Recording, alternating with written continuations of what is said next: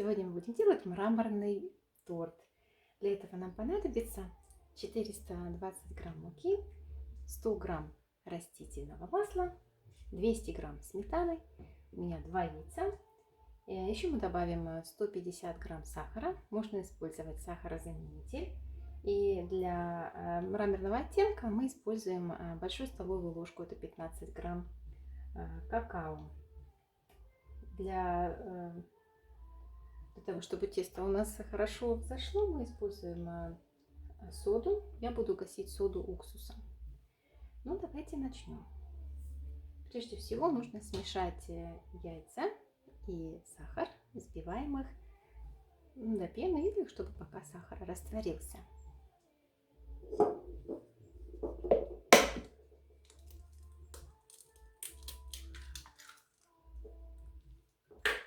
У меня яйца с очень ярким желтком, поэтому мое мраморное тесто будет тоже иметь красивый оранжеватый, желто-оранжевый оттенок. Посмотрите, какие замечательные цвета. Можно добавить ванильный сахар.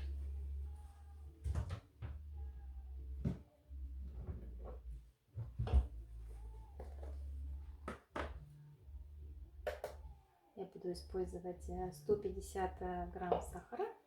Если вы хотите, чтобы это было послаще, используйте немножко больше. Хороший вариант это тоже смешать с эритритолом или использовать эритритол как заменитель.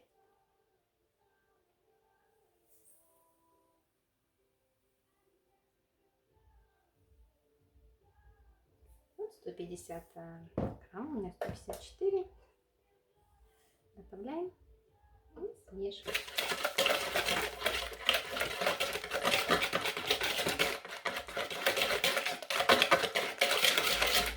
Удивительно оранжевые желтки. Смотрите, какое тесто будет замечательное.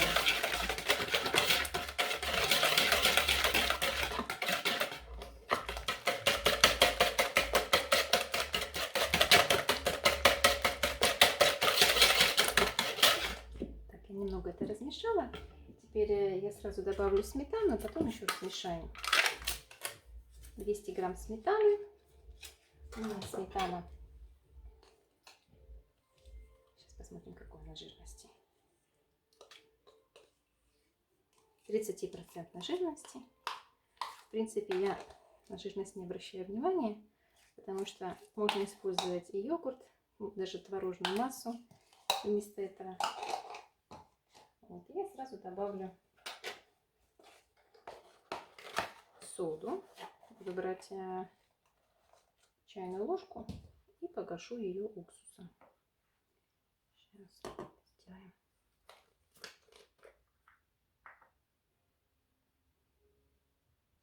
Уксусом. Оп. Нам даст замечательную реакцию. Тесто взойдет и не будет вкуса соды. Если ее не погасить, то тогда вкуса соды не будет. Так, размешаем сметанку.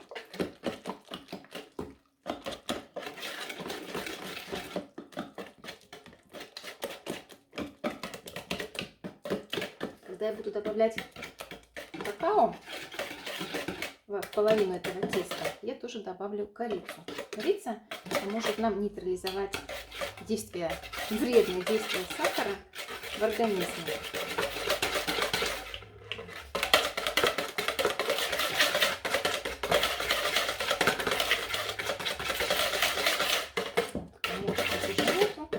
Добавляем муку. Муку я смешала, взяла 400 грамм обычной белой просеянной муки и добавила 20 грамм отрубной муки. То есть отруби тоже нам помогут сделать так, чтобы сахар из торта не сразу впитывался в нашем кишечнике, а медленно. Это обеспечивается за счет вот этих отрубей. Смешивание белой и коричневой муки это очень полезно. Это можно, конечно, смешивать тоже миксером. Я, смотрите, просто смешиваю это руками. Уже немножко даже густовато, но вот нам нужно добиться такой консистенции, как густая сметанка. Потом это разделим на две части. В одну добавим, просеем туда какао. начнем ложечка за ложечкой в центр добавлять, в центр формы, которую я предварительно смажу маслом, чтобы коржи не приставали. Вот. Тесточка у нас готова. И будем делать наш мармельный тортик. Сейчас я включаю духовку, разогреваю ее при 180 градусах, и наш тортик пойдет туда на 35 минут. Выпекать я буду сначала на низком уровне 20 минут, а потом подниму немножко выше. Иначе тесто может сразу зарумяниться сверху и не пропечься в середине. Вот это такой секретик. Так, ну и что нам нужно добавить? У меня здесь порционный стаканчик. Я буду добавлять 100 мл растительного масла. Если вы хотите растопить сливочное масло, пожалуйста, оно так замечательно работает с растительным маслом. Во-первых, оно будет не очень жирное, ваш тортик. Тесто будет текучим, не будет прилипать. Вот. И это такой секрет хлебобулочной фабрики. Давайте посмотрим, что у нас получится.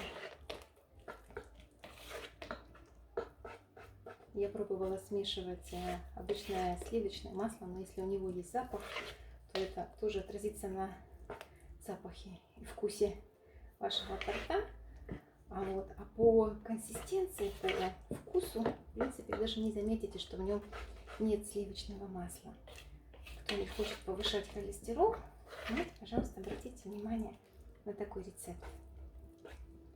Вот чудесное тесто. Посмотрите, как оно вымешалось. Сейчас я добавлю какао. Я разделю сейчас тесто на две половинки.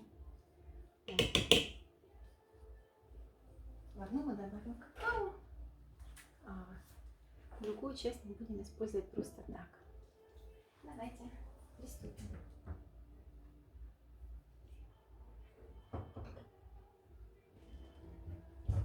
Сначала я просею какао. У меня здесь столовая ложка. Чтобы не было комочков, его обязательно нужно просеивать.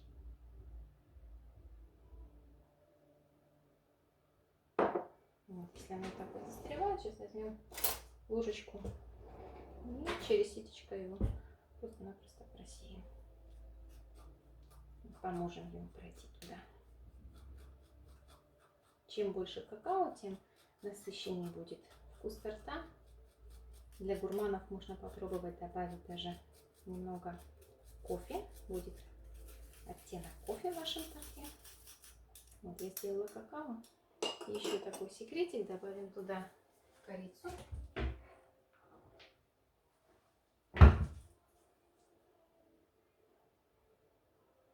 Примерно пол чайной ложки. Потому что меньше она не имеет достаточного действия. Корица работает противовоспалительно. И тем, кто это не знал, корица снимает влияние сахара на повышение уровня сахара в крови. Кто страдает диабетом, или кто даже не задумывался, но в семье такое есть, рассмотрите, возьму такой вариант, как добавить корицу в вашу еду. Вот, давайте добавим половину сюда, сразу смешаем. Вот так. Добавляем. Сейчас я это все смешаю. У нас два варианта теста. Осторожненько размешаем это. Сейчас пока пудра, наш какао не размешался, она может полететь во все стороны.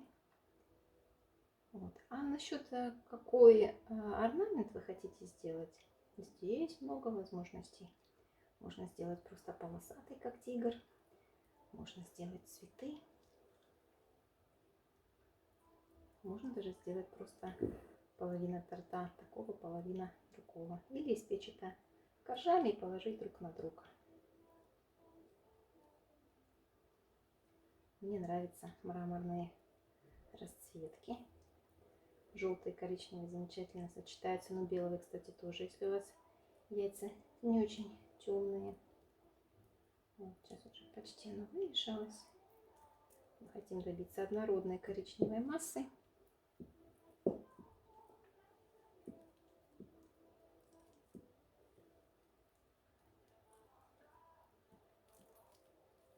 Вот, это вот все приготовление мы сейчас сделаем. Это даже не займет у нас 10 минут.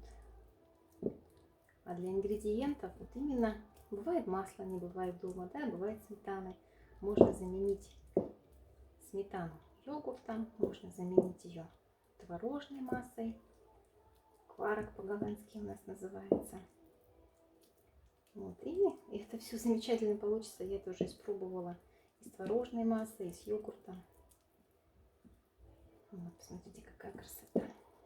Так, сейчас я беру ложку, будем накладывать, будем ложить 2 ложки в середину и следующий слой наносить наверх.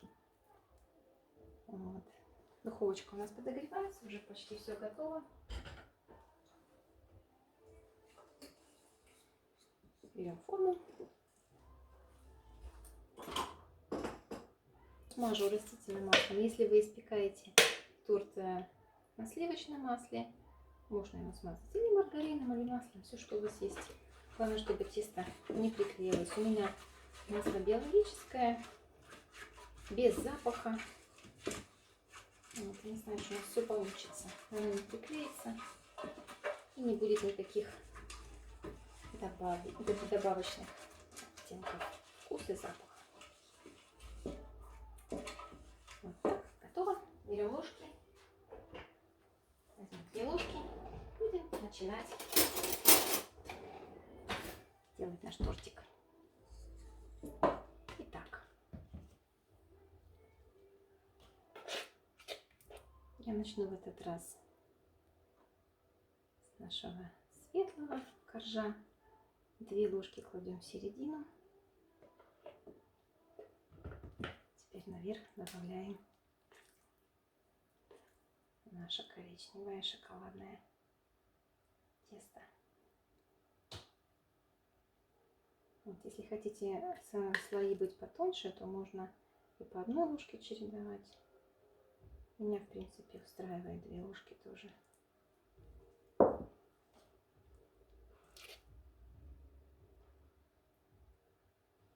Эта техника, мы ее практиковали с моей мамой.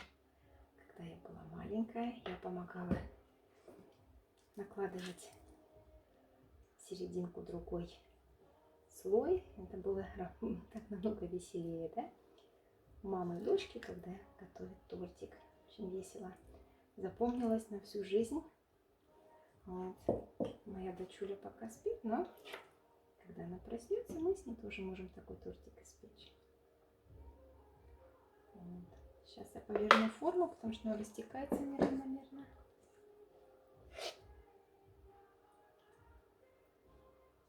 Такая красота. Продолжаем дальше. Скоро это все выложим. Я не хочу спешить, чтобы не нарушить орнамент. Вот.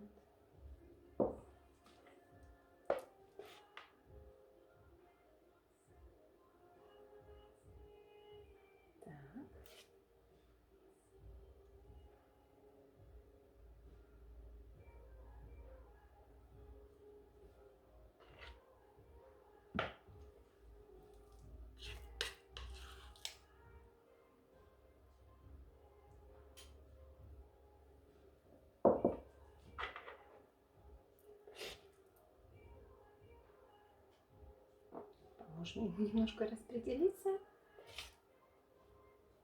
Давай, давай, тортик, растекайся. Вот, если ему еще дать немножечко постоять, вот он весь распределится ровно по форме.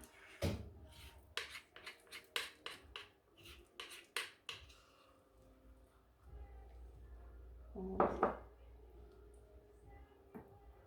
Еще 1 ложечка, остальное я Добавлю в середину.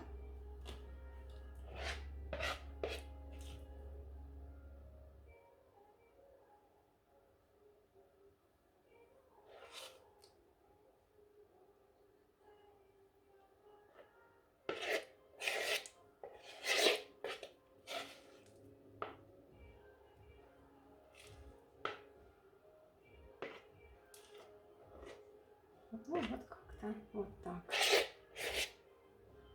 Готово.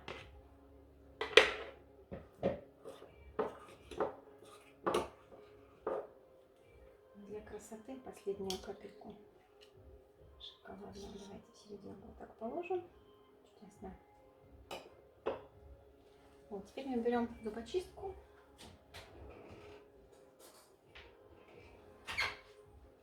И начинаем рисовать вот такие вот круги. И у нас получится что-то вроде цветка.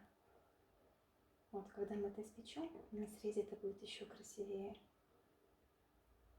Вот, посмотрите, какая красота.